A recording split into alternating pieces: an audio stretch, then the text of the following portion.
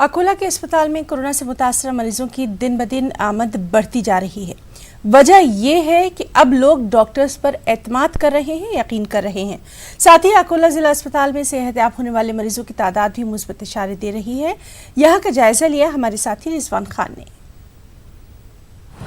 अकोला में अगरचे कोरोना के मामला दिन पर दिन संगीन होते जा रहे हैं, लेकिन खुशाइन बात यह है कि यहाँ पर जिस तरह से कोरोना के मामला में इजाफा हो रहा है, उसी तरह से यहाँ पे लोग सेहतयाब भी होते जा रहे हैं।